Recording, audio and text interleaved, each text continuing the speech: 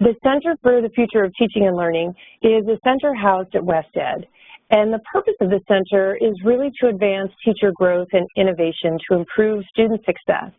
So at the center, we believe the key to unlocking student success is by growing teachers' skill, knowledge, and voice, creating conditions for them to thrive, and amplifying their great work.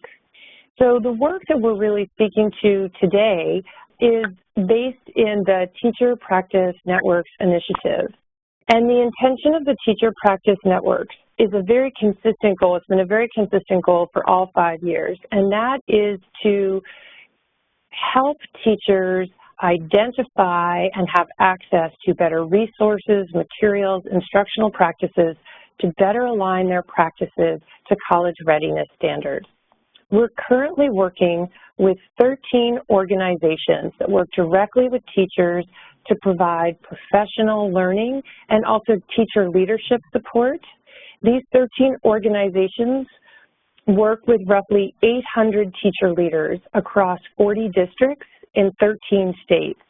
And the 800 teacher leaders are touching roughly 12,000 teachers in a continuous, ongoing basis to really engage in supporting and improving instructional alignment to college readiness standards.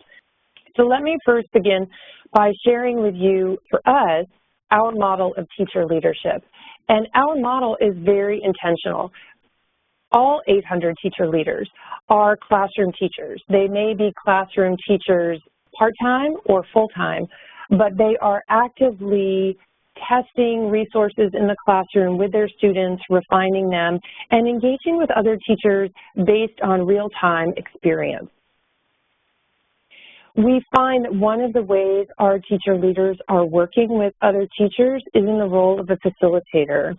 So they are actively working to facilitate professional learning communities, sort of meetings of teachers teaching the same material or teaching the same content area that meet on a regular basis with shared instructional goals. These teachers are supported to learn more about the active role of facilitator and are able to engage with small groups of teachers over the school year. In addition, we have some teacher leaders who take on the role of instructional coach.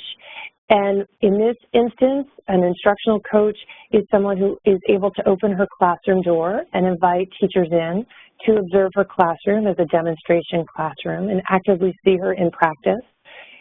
We've also seen teacher leaders actively go into colleagues' classrooms and engage in a classroom observation with feedback about what they saw and discussion about instructional practice.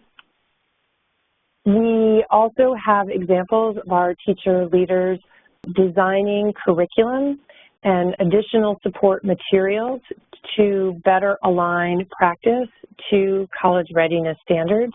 We observe that in this instance, when teacher leaders are developing curriculum, they're also actively testing them out in their own classrooms, getting feedback from students, iterating these materials, and then sharing them with their colleagues. We also see teacher leaders in the role of curator, so actively identifying high-quality materials that they test out in their classroom and share with other teachers who are working towards the same goal. So in our graphic, we actually highlight it with dots because we recognize that our teacher leaders take on a variety of different roles, and sometimes some of these roles are at the foreground and sometimes they're in the background. But we often recognize that teacher leaders take on more than just one.